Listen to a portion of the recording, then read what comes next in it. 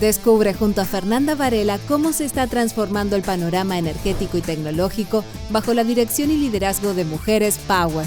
Prepárate para sumergirte en historias inspiradoras y descubrir cómo estas mujeres están definiendo el futuro de la industria. Girl Power comienza ahora.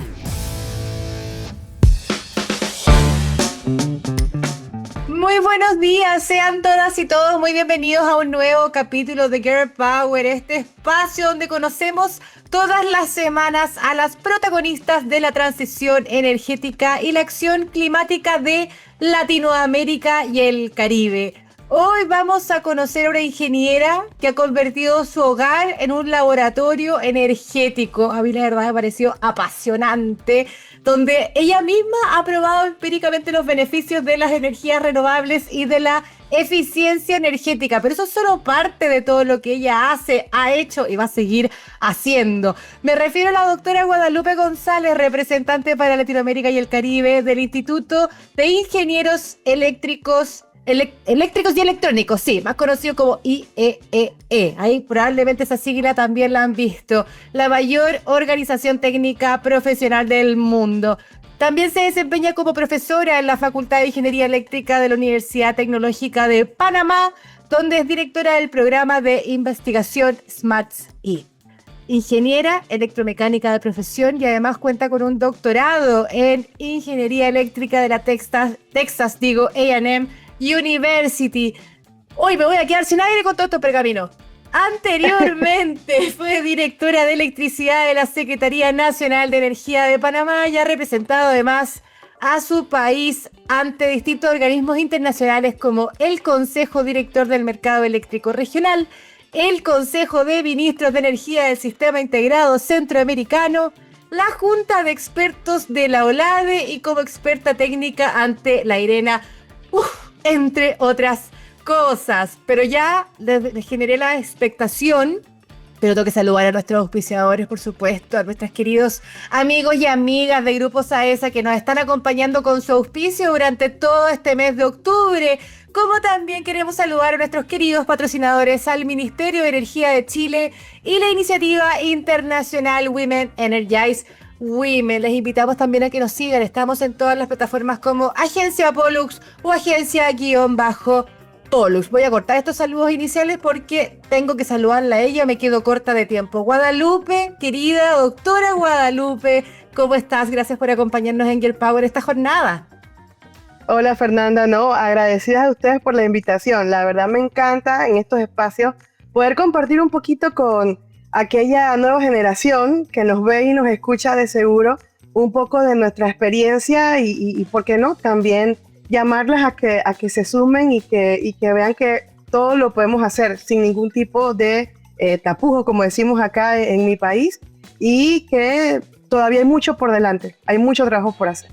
Es que me encanta tu mensaje inicial porque al final ustedes son aquellas que abrieron también esos caminos que quizás la tuvieron incluso un poquito más difíciles de otras que van haciendo y están todavía sembrando ese camino.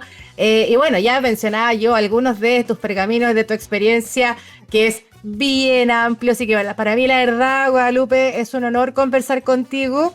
Y vamos directo, si no me voy a quedar sin tiempo. Yo quiero escucharte a ti. Vienes desde la academia haciendo investigación sobre las tecnologías de la transición energética y luego, después de hartas cosas por supuesto, pero asumiste un rol muy, muy relevante en lo que es el proceso de transición energética de Panamá como directora de electricidad en la Secretaría Nacional de Energía de ese país.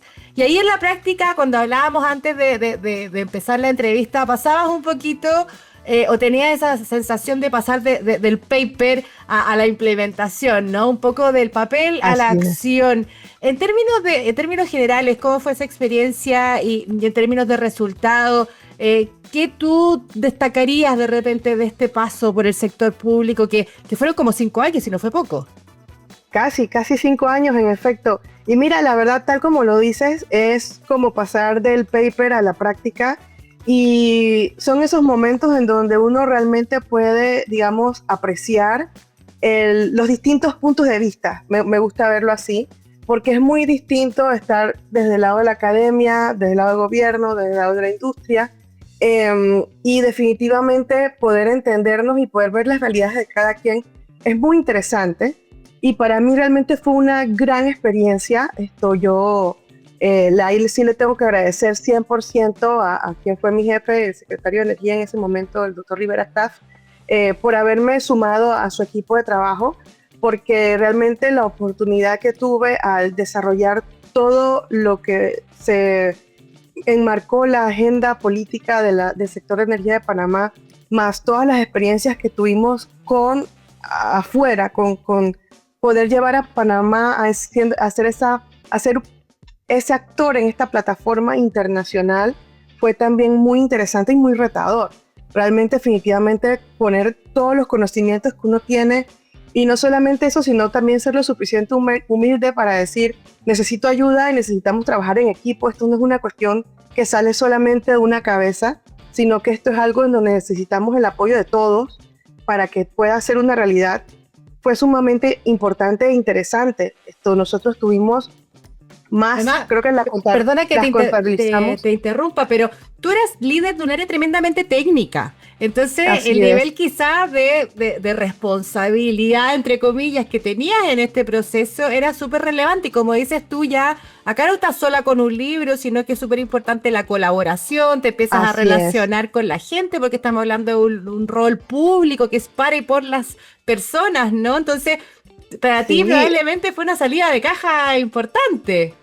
Sí, bueno, siempre he tenido esa fortuna de tener una muy buena relación interpersonal con la gente, pero te comentaba, creo que lo contabilizamos y creo que sumamos más de 14,000 horas hombre en todo el trabajo que se desarrolló.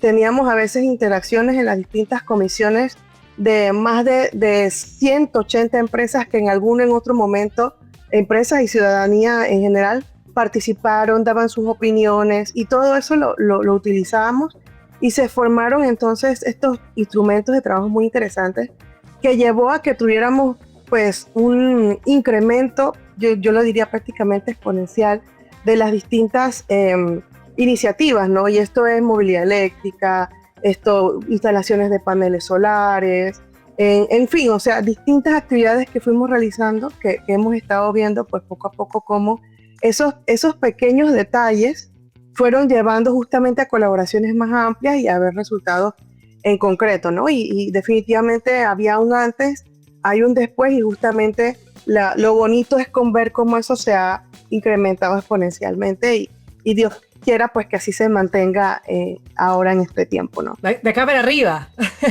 De aquí no hay Exactamente. vuelta. Así es.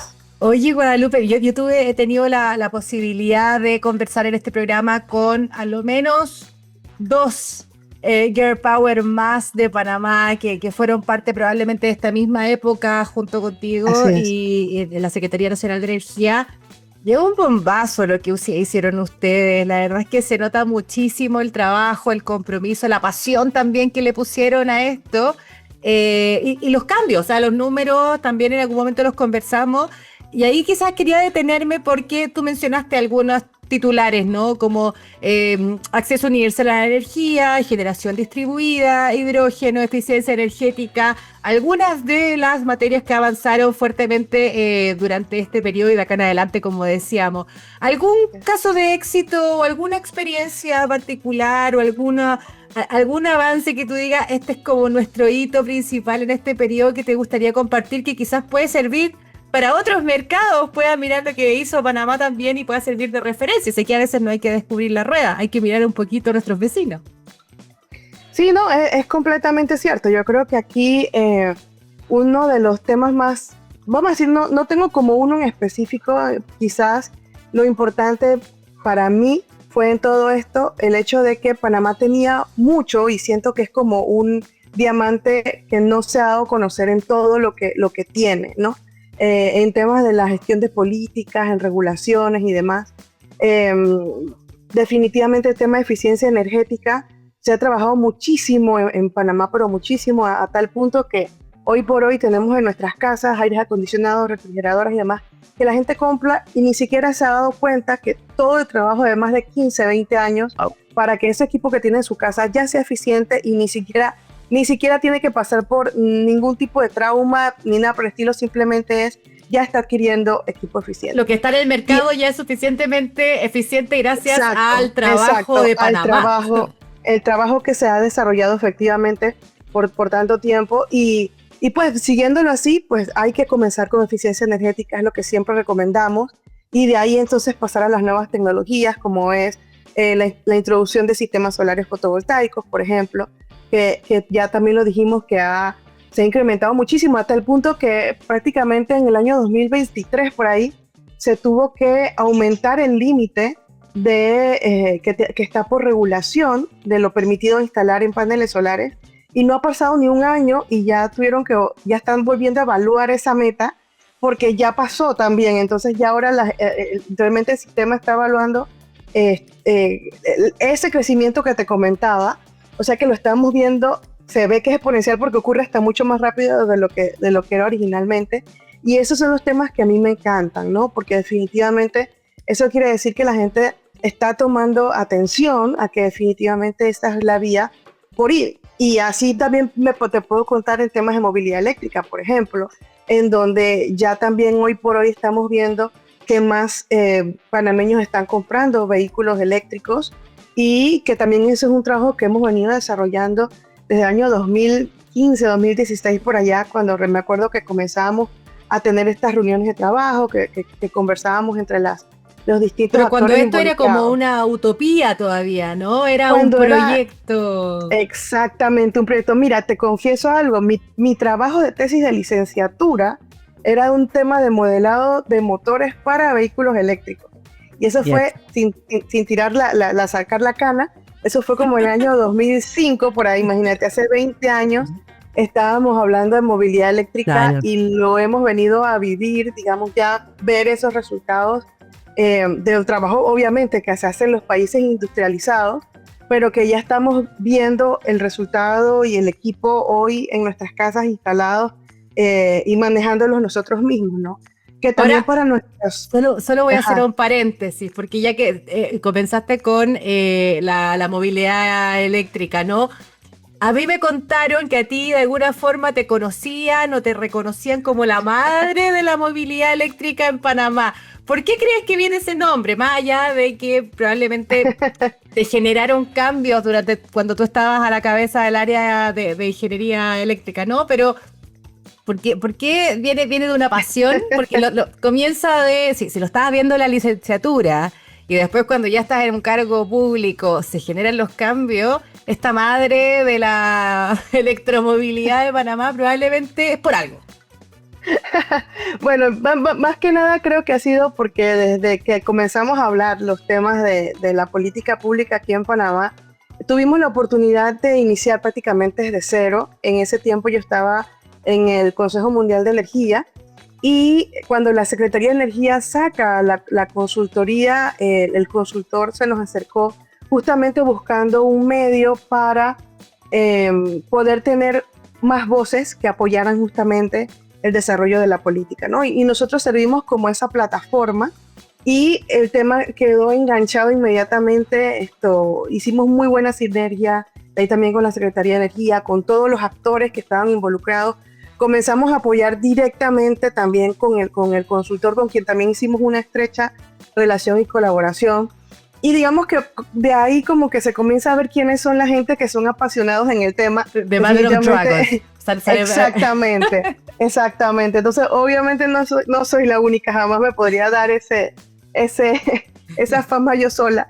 Pero definitivamente caló en el grupo que estábamos trabajando y en mí personalmente el mover hacia adelante el tema, y creo que lo hicimos hasta ya después, y todavía lo sigo haciendo. O sea, hoy por hoy me paran en la calle porque tengo un vehículo eléctrico, como bien dijiste, de la mano del Laboratorio de la Transición.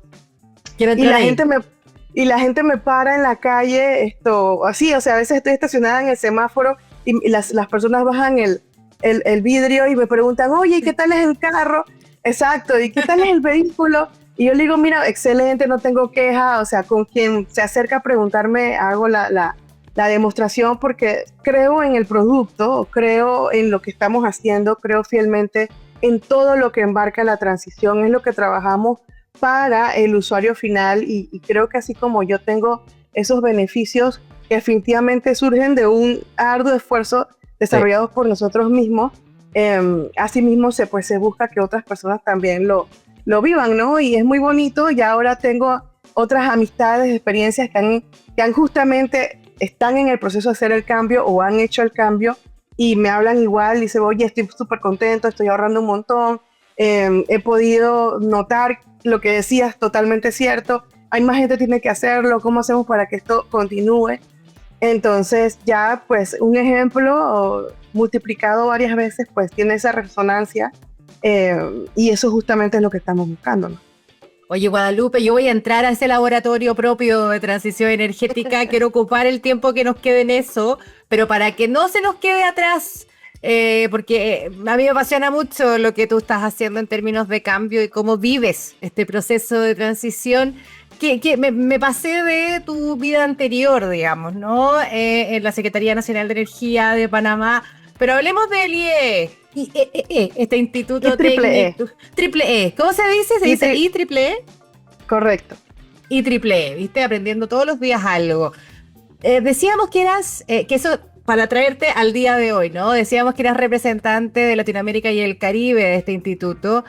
Cuéntanos un poquito, para que no se nos quede en el tintero cuando nos llene la emoción de este laboratorio, ¿cuál es tu rol y qué es lo que hace el instituto para probablemente quienes están insertos en esta industria lo conocemos todo, pero no necesariamente cuál es el detalle de cuál es su rol dentro de este proceso de transición?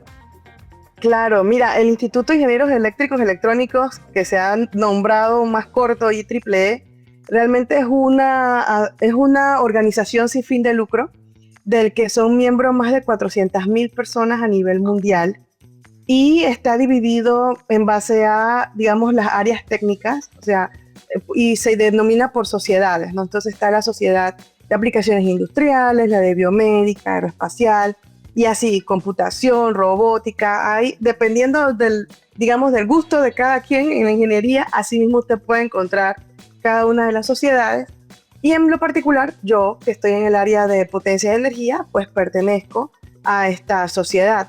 En Panamá, por ejemplo, bueno, a nivel internacional, la sociedad como tal tiene aproximadamente unos 40,000 miembros. Siempre está ahí entre la primera y el segundo lugar con la mayor cantidad de miembros a nivel mundial. Y en Panamá somos alrededor de 500 miembros, que estamos divididos en unas 6 capítulos, que es como se llaman las sociedades. Bien. Cuando están en la representación del país. Entonces, he tenido la fortuna de crecer, digamos, en esa organización. Desde que regresé a Panamá, me involucré muchísimo.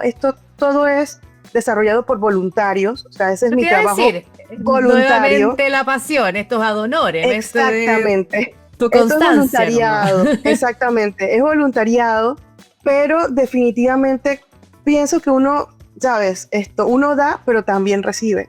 Y gracias al IEEE y a la Sociedad de Potencia de Energía, pienso que he conocido a una red importantísima de profesionales, no solamente en Panamá, sino a nivel mundial, de quienes he aprendido muchísimo, a quienes me han abierto la puerta del conocimiento que ellos han ido generando a lo largo de sus años también. Ahí es donde he tenido la fortuna de conocer a mis mentores, y quienes realmente pues han tenido esa paciencia de poder enseñarme, y de quien también pienso pues que ahora soy un poco ejemplo para las futuras generaciones. Y en ese crecimiento pues he tenido la fortuna de llegar a tomar la posición de representante regional, así que formo parte del Governing Board a nivel internacional de la Junta Directiva de la Sociedad de Potencia y Energía del IEEE, lo que me satisface muchísimo porque ya definitivamente trabajamos en equipo. Tenemos un grupo asesor a nivel de la región 9, tenemos miembros de México, de El Salvador, de Colombia, de Brasil, de Panamá, que pues exacto, que en conjunto pues estamos apoyando a los nuevos líderes, a estos nuevos voluntarios de la región. Justamente el lunes y martes de la semana pasada tuvimos aquí en Panamá una reunión de líderes de la sociedad para presentarles todas las herramientas, para presentarles todo lo que esta persona piensa necesitar justamente para seguir el avance de la profesión, que es al final lo que buscamos, ¿no? Pero es más teórico, para entenderlo bien, es una conversación, o hacen proyectos, se liberan pilotos también, sí, hay práctica también en eso, ya. Es exacto, es tanto teórico como práctico. Aquí tú puedes encontrar las personas, las lumbreras que desarrollan los artículos científicos que se convierten en patentes, que se convierten en producto ingenieril, pero también usted puede tener al técnico que está realizando instalaciones y que necesita definitivamente tener ese conocimiento. Y el instituto y a través de las sociedades pues también brindan mucho apoyo para proyectos e iniciativas novedosas, proyectos humanitarios también se desarrollan. Siempre que hay algún tipo de necesidad, los voluntarios también están ahí para apoyar. Entonces la verdad que es una organización muy completa en donde... Y es mucho más humana por lo que tú cuentas de lo que uno se imaginaría de un instituto técnico de ingenieros e ingenieras, muy duro, muy por lo menos esa ha sido mi experiencia. Esto definitivamente está todo el aspecto técnico y la rigurosidad que eso pudiese llevar cuando presentes en alguna conferencia, por los artículos científicos, por todo lo demás. Pero más allá que eso, es esas relaciones profesionales que tú vas creando a medida que estás en una organización o un gremio profesional. Entonces, por ahí te lo pudiese llevar, ¿no? Me encanta haber conocido un poquito más. De partida, saber cómo se dice, IEEE. Y también que llegamos hacia los niños. O sea, hay programas en donde los voluntarios van a las escuelas, desarrollan programas K-12 justamente para poder llevarle la ciencia, no necesariamente únicamente la ingeniería, sino que hacemos programas STEM para que a los niños se les vaya quitando ese miedo desde pequeñitos.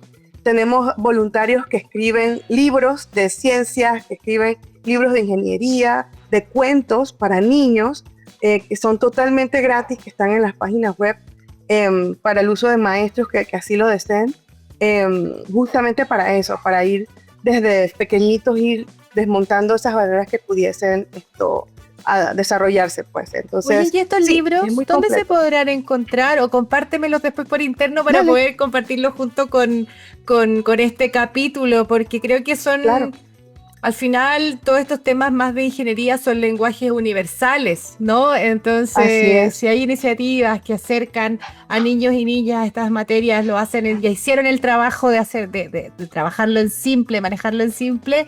Bienvenido para poder compartir también ese conocimiento, Guadalupe. Y en múltiples idiomas. Mira, mejor aún. Oye, nos queda un ratito de conversación y yo quiero conocer, la verdad es que quiero que quienes nos acompañan hoy conozcan, porque yo algo adelanté contigo y yo ya quedé impresionada porque no todo el mundo lleva este proceso de transición tan de cerca. Y hemos mencionado y hemos hablado de este laboratorio de transición que tú misma has levantado en tu hogar. Cuéntanos tú, ¿qué tipo de acciones, cómo nace esta idea loca y cómo la has llevado adelante? Y para quienes no están contaminados como yo, que ya sé hacia dónde vamos, cuando hablamos de laboratorio de transición en tu hogar, ¿qué significa para ti?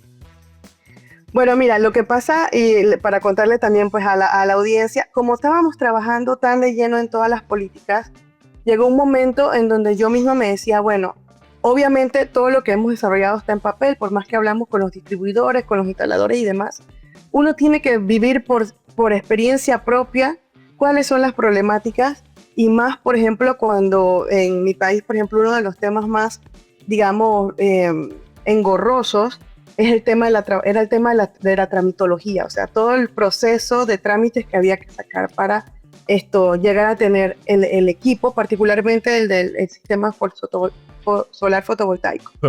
Entonces yo decía, no, yo tengo que pasar por todos los procesos.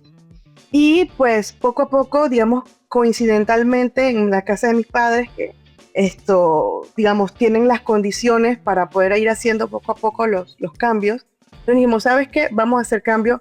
La base primero es eficiencia energética. Así que iniciamos colocando un tragaluz en la casa, en un lugar en donde siempre teníamos una luz encendida, fuera de noche, fuera de día. Y mi hermana es arquitecto, así que ella con su mentalidad arquitectónica de una vez dijo, no, aquí vamos a poner un tragaluz, aquí está todo esto bien. Y hoy les puedo comentar que esa es la zona de la casa con más iluminación todo el tiempo.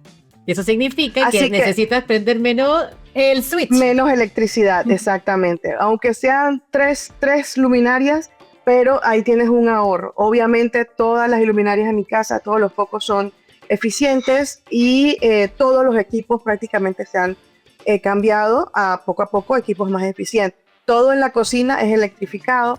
Yo algo que odiaba era tener que ir a buscar el tanque de gas a la tienda, así que lo primero que decidí cambiar fue la estufa por una estufa de inducción, que son mucho más eficientes que las estufas eléctricas. Te puedo comentar, la primera en negarse al cambio fue mi madre, porque estaba acostumbrada al uso de la y hay un gas. tema generacional, todo cambio genera. Y es un tema, exacto, pero ahí la convencimos y lo probó, y el primer día que lo probó ella me dijo, esto no sirve, esto es súper lento, pero poco a poco se fue acostumbrando, que esto es todo el tema, y todos nos fuimos acostumbrando, hasta que ya encontramos los settings adecuados y demás, y ya cocina como cualquier estufa, o sea, ya se acostumbró totalmente al uso, ya absolutamente no siente ningún tipo de diferencia entre una y la otra. Quizás sí, puede ser un tema más de la velocidad de cocción, pero uno se acostumbra al uso. Exacto, te adaptas al uso. Me quería detener en eso porque creo que refleja tan en simple lo que es un proceso de transición, porque ese es el nombre. O sea, cuando lo llevamos a tu mamá o a tu madre que le cambia su cocina, su sistema de calefacción, lo que sea, es igual de impacto que quizás una mega industria que tiene que empezar a generar energía de otros procesos. Al final, todo cambia, genera estos temores, pero como bien tú dices, incluso una señora que lleva años haciendo su misma rutina, lo logró. O sea, qué mejor ejemplo que eso, ¿no? Así es. Y al final ella lo que me decía es, yo confío en ti. O sea, tú eres la que has estudiado esto, tú eres la que sabes esto, yo confío en ti. Entonces, ese fue, digamos, un primer paso, el que ella se acostumbrara. Como les digo, lo hizo. Ya hoy no hay ningún tema con eso. Después, como ya mis padres están mayores de edad, están arriba de los 70 y 75 años. Por lo mismo así el punto, más les tiene... Exacto. Sí. Exacto. Entonces ya también les van saliendo necesidades nuevas. Necesitan, digamos, agua caliente, algo que antes quizás no utilizaban tanto. Necesitan aire acondicionado, porque ahora en Panamá hace unos calores horribles, lo conversábamos justamente antes de entrar al programa. Y tuvimos la necesidad de ir colocando más carga a lo que usualmente estábamos acostumbrados en mi hogar. Yo recuerdo que antes mi papá me decía, o sea, nosotros consumíamos menos de 300 kWh al día, y él decía, antes pagábamos $15, ¿cómo es que ahora estamos pagando casi $180 de la factura de electricidad al mes? Yo le decía, bueno, pero es que es la necesidad que tenemos hoy en día y así mismo vamos cambiando. Y, ¿por qué no? O sea, acomodarles la casa, que estén cómodos realmente, que no tengan problemas con temperatura, que no tengan ningún tipo de problemas. No es quitarlos, como ya al contrario, mejorar, adaptarse para tener una mejor calidad de vida. Eso mismo. Entonces, por ahí fue donde los llevé. Ese fue el modo operandi. Y fue eso, o sea, adaptarles la casa para que tuvieran una mejor forma de vida. Y la verdad, también, de nuevo, tú eres la que has estudiado todo esto, confiamos en ti, adelante. Y así mismo, pusimos todo. Lo que siguió fue el calentador de agua solar, que lo pusimos acá en la casa. Y te comento que ya después mi papá lo que decía era que el agua salía tan caliente que si es que yo pensaba que él tenía piel, exacto, si es que él pensaba que él tenía plumas, que le ibas a quitar la pluma de lo caliente que salía el agua. Y también pasamos por un proceso de aprendizaje. Como mi casa es una casa de más de 35 años, y nunca habíamos usado agua caliente, nos vimos que teníamos tuberías mezcladas, agua caliente con agua fría, no necesariamente salía en todos los puntos el agua a la misma temperatura. Tuvimos que hacer ajustes que no nos lo esperábamos. Y esas también son cosas que pasan en todo proceso de transición. O sea, no todo es perfecto a la primera, pero también pudimos experimentar a carne propia en ese tipo de situación lo que puede pasar. Y a mí lo que me parece apasionante, Guadalupe, es cómo llevar a tu vida la prueba y error de lo que en paralelo estabas llevando como política pública. Exacto. O sea, creo que es una experiencia que no sé... O sea, yo no lo había escuchado antes así. Bueno, pero es que justamente era necesario, y también es como para yo misma entender los problemas que nos decían los distribuidores, los instaladores. porque no es lo mismo, y yo digo, no, pero si eso no debe tener problema, no, para nada, o sea, sí lo tiene y puede tomar tiempo, y porque ellos decían necesitamos esto, necesitamos lo otro. El siguiente punto, el siguiente cambio que tuvimos ya con toda la casa electrificada, con siendo la casa eficiente, ya creo que no me quedaba más opción de poner más carga en la casa, que un vehículo eléctrico, pues definitivamente puedes colocar en los sistemas solares fotovoltaicos.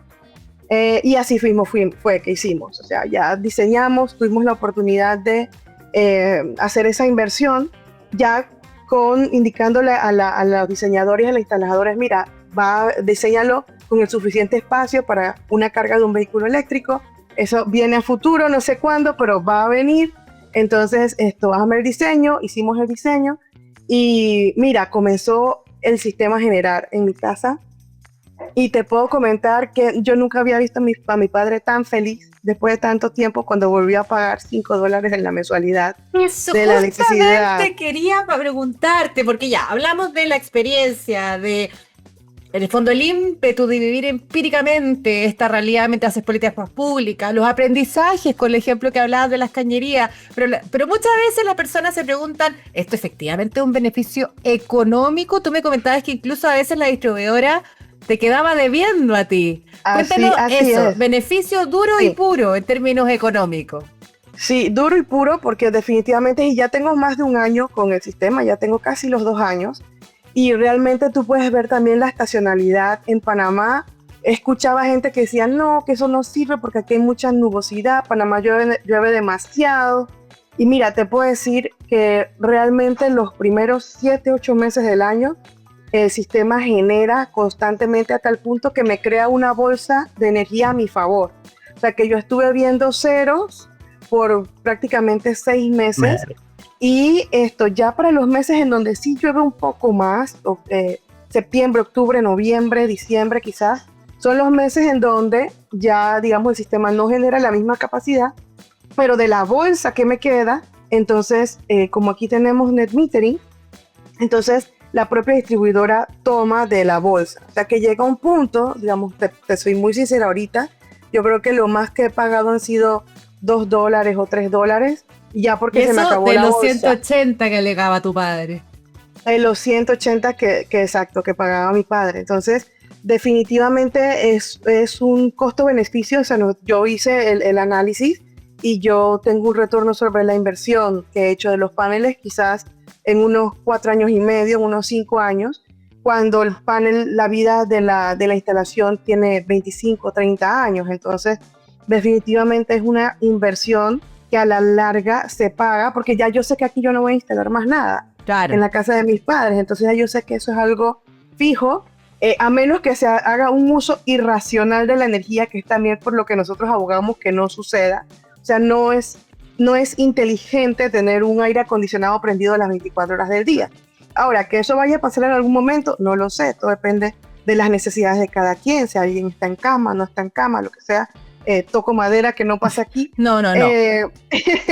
Entonces, claro, cada quien tiene sus realidades, pero definitivamente en un uso racional y pensando en la eficiencia y pensando en todo esto, yo estoy viendo el beneficio, 100%.